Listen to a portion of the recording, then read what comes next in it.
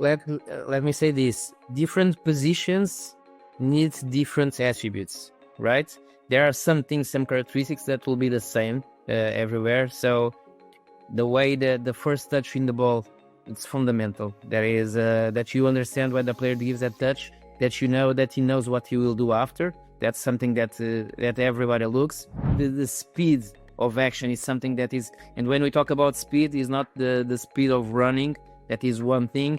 The speed of he understands the game and what he will do after. It's one of the most important things in the game. Everything regarding the game awareness, it's important in different positions. The way that you control the ball, that you know where the players are coming. Nowadays we are talking a lot about this part of scanning the field, knowing before what we have. It's something that's almost all the coaches, they ask the players to always look to your shoulder to know where the player will come. JP, you've been a scout with Sporting and other organizations. You've been in this industry for over a decade doing various roles. UEFA coach, UEFA pro coach. If an American kid comes to you guys for a 2-week trial, for an assessment to see if they have what it takes to play at a professional academy, what are some of the things you guys look at in that 2-week period to determine if you can make a recommendation to play for a club like Sporting, or at least get a trial at a club like Sporting? Let me say this: different positions need different attributes, right? There are some things, some characteristics that will be the same everywhere. So the way that the first touch in the ball, it's fundamental. That is that you understand when the player gives that touch, that you know that he knows what he will do after. That's something that that everybody looks. So the speed of action is something that is, and when we talk about speed, is not the speed of running. That is one thing. The speed of he understands the game and what he will do after. It's one of the most important things in the game. Okay, it's completely different that when you stop the ball, when the first touch is already orientated for where you want to go. It's one of the things. So I believe that then different positions require different actions. So if you are a winger, the way that you dribble, the control that you have, if the ball is completely near your foot when you are running with the ball, if you can do running with the left and with the right, it's also important. The way that you understand that you can drive the ball with a head up and looking to the game, it's also something that we like to watch. But then if we are talking about the central back, you want to see also his aggressiveness, the way that he anticipates when he sees a ball. Everything regarding the game awareness, it's important in different positions. The way that you control the ball, that you know where the players are coming. Nowadays we are talking a lot about this part of scanning the field, knowing before what we have. It's something that's almost all the coaches, they ask the players to always look to your shoulder to know where the player will come. So these are things that we want to know. When a player is asking for the ball, it's also something that is different when he's not hiding and he wants the ball when the game or the session is being difficult and he's always asking to get the ball to try to have it. The communication, it's important.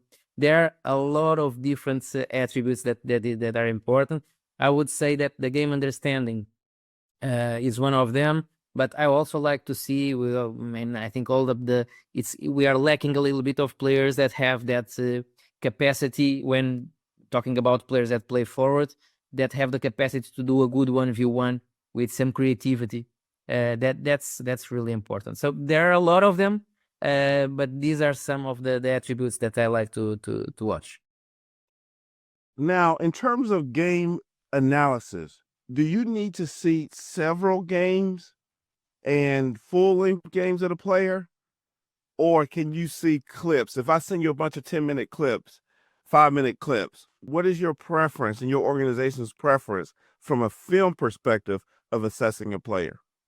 That's a great question, because almost all the videos that we got, the first videos that we get usually are the highlights, right? So everybody send the highlights with the ball. It's one of the things that the people send the most. And we usually, everybody knows that in the match, the maximum period that you have with the ball, it's around 2 minutes, right? In the 90-minute game, you have the ball for 2 minutes. But all that we send when we send highlights is with the ball.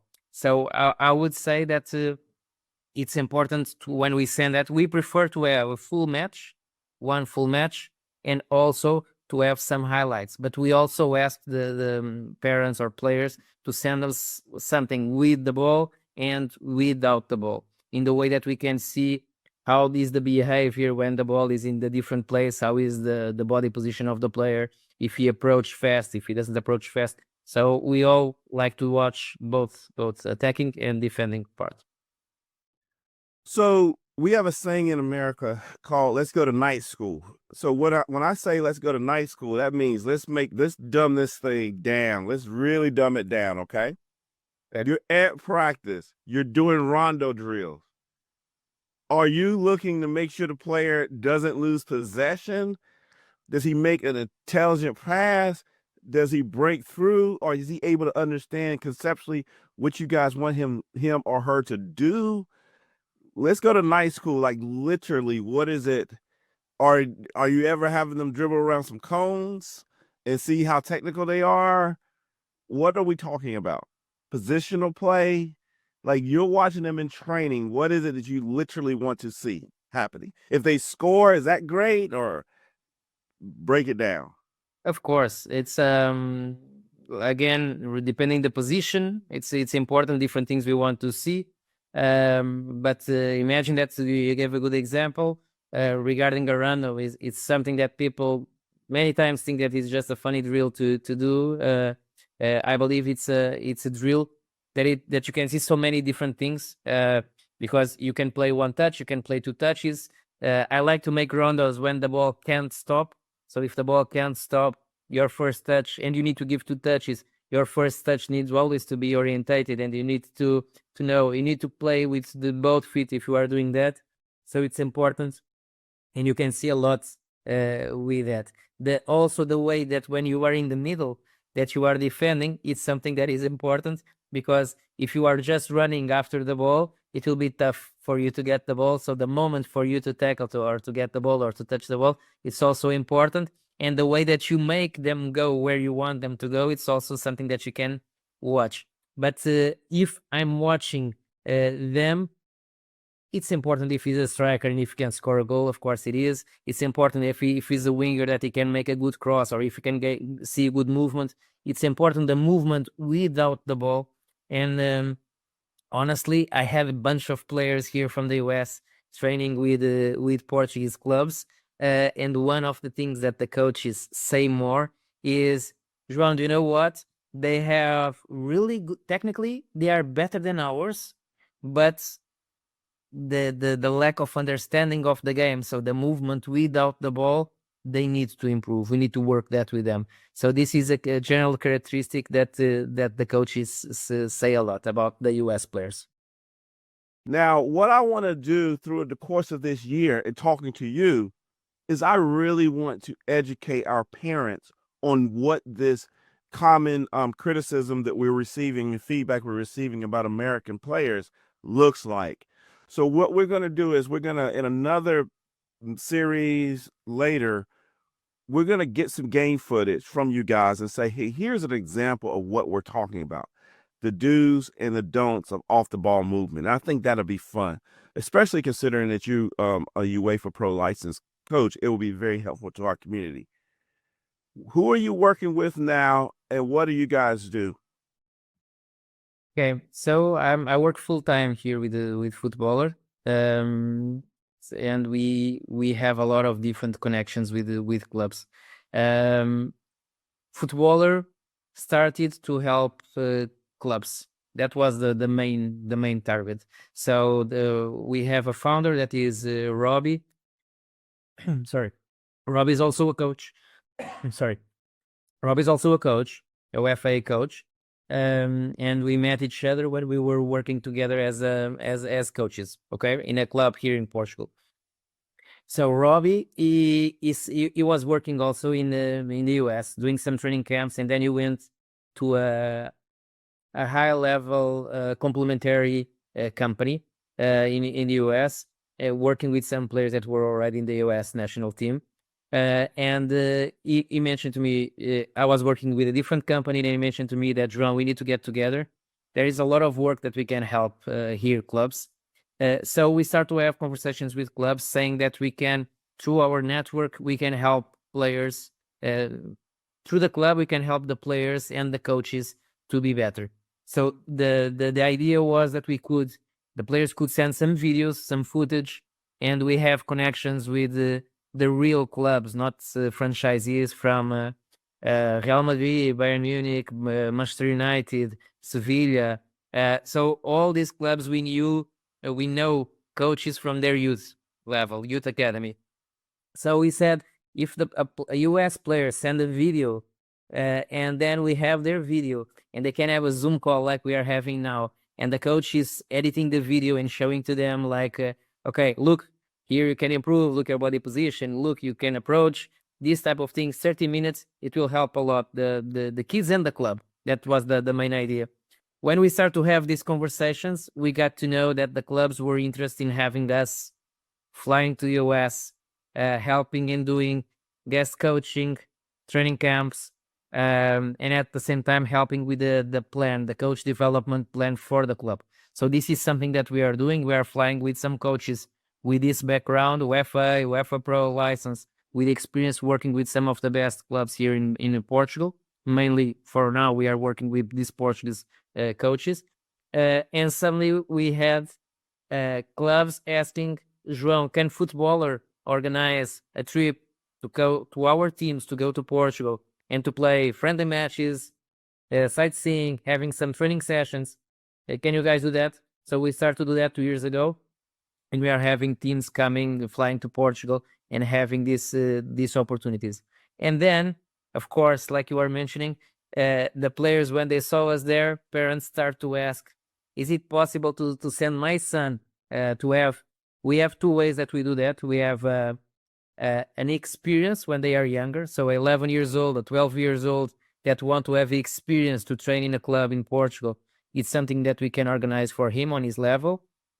And we have the trial, like we are mentioning, players with 15, 16, they want to start prepare. If they have another European national citizenship, they want to start to prepare to come and to play in Europe. So these are what FuteBALLER is doing at the moment. We have also a full season program for players that can already play in Europe. So we have a house where we have players, they have everything that they need there, and we take good care of them. So these are the main things that we are doing at FuteBALLER. Yeah, so backstory here. I created this group called Youth Soccer Guest Player Opportunities, and it's grown. And one of the things that I'm trying to offer our parents as I guess you'd say, a free service, is to try to find providers and get to know them so that people can make a more informed decision. Many people listening to this show will know that my sons were actually born in the UK. And I always wonder, like, what would happen if they had stayed? I always wonder about that. And I'm a crazy parent. I want my tickets to Manchester United. I want to give my son a hug at the end of the Champions League game. And so I always wonder, if he really has what it takes, right? And the challenge we have in here in the States, and I'm being a bit tongue in cheek, the challenge that we have here in the States, and it's complicated. The country is massive. It's not our number one sport. Many of us didn't grow up playing. We're not surrounded by UEFA licensed coaches and pro coaches or scout. We don't have a complex integrated scouting apparatus. I can go on and on and on. But the challenge is, even if you are a sane, level-headed, rational parent who has a son or daughter who has something, you can see they got something. You don't know the level. You don't know exactly the level. And so one of the things we want to do is at least give parents and players an opportunity for their film to be seen. And then if that blossoms into a trip, great. If that blossoms into a trip with a team, great. But at least they have the opportunity and information from folks that they can build this relationship with.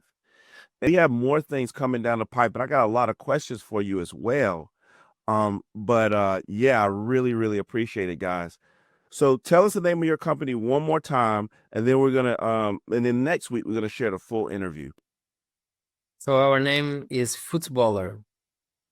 I'm gonna put some videos in the Facebook group in the show notes, and you guys can reach out to them if you have any more questions or want to get involved. My name is Neil Crawford. I'm the founder of Anytime Soccer Training. Let's get better together.